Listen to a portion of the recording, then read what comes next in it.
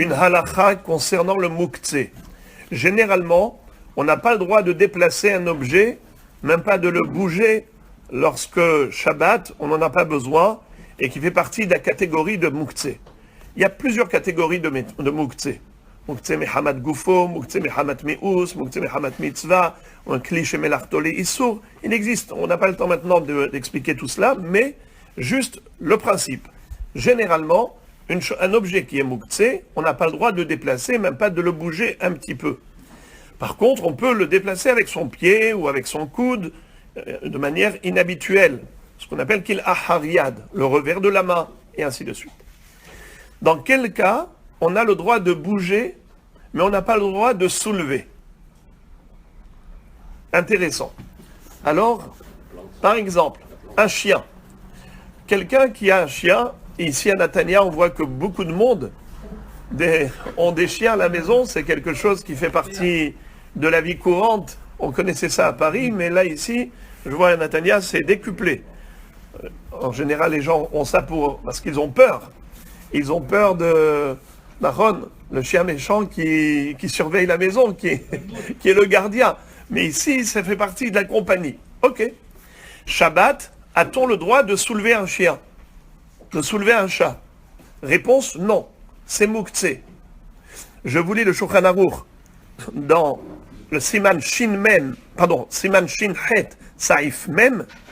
Kol behema haya va'of, behema haya of, medadim otam b'hatzer. On a le droit de les faire avancer, de les faire trotter dans la cour, par exemple, en les tenant par le cou, chez Ohez Betsavaram, ou Batzdadim, ou Molichan.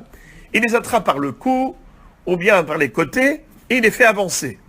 Im tzrichim aba'ale hayim lekar, dans la mesure où ça fait partie du besoin de la bête. La bête, elle a besoin. Ça veut dire que si c'est sans aucun besoin, c'est assourd. Si c'est un besoin de la bête, tu as le droit de la tenir et de la faire avancer. Au bilvad shelo yagbihem, mais il n'a pas le droit de les soulever. Tu peux tenir ton chien, tenir ton chat par le cou ou par les côtés, tu fais avancer, mais tu n'as pas le droit de soulever le chat, de soulever le chien. בעניין שיעקרו רגליהם מן הארץ, דמוקצים הם ואסור לטלטלם. חוץ מתרנגולת, à part la poule. Pourquoi la poule? On ne peut même pas l'attraper pour la faire avancer. שאין מדדין אותה מפני שמגבהת עצמה מן הארץ ונמצא זה מטלטל. אבל דוחים אותה מאחוריה בידיים כדי שתיכנס. La poule, elle veut se sauver, elle veut s'enfuir ou bien pour un besoin quelconque, il faut que tu la ramènes pour aller manger. Tu peux la pousser, mais pas la tenir quand tu la pousses. Pourquoi? Parce que si tu la tiens, tout de suite, elle remonte, elle relève ses pattes, et donc tu vas la tenir entièrement dans l'air, et c'est assourd de tenir en l'air un Baal Haïm.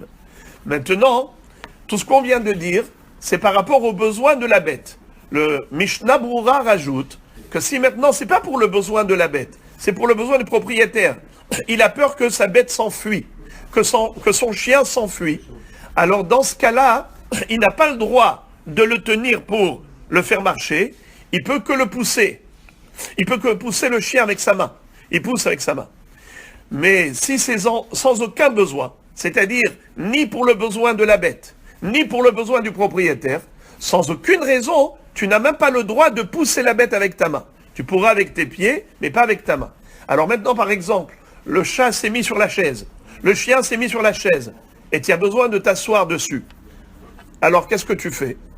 Tu as le droit, on vient de dire maintenant, de pousser, mais tu n'as pas le droit de soulever. Voilà donc une halakha concernant les Baal Haïm, le muktzeh, par rapport aux êtres vivants. Bruchim tiyu.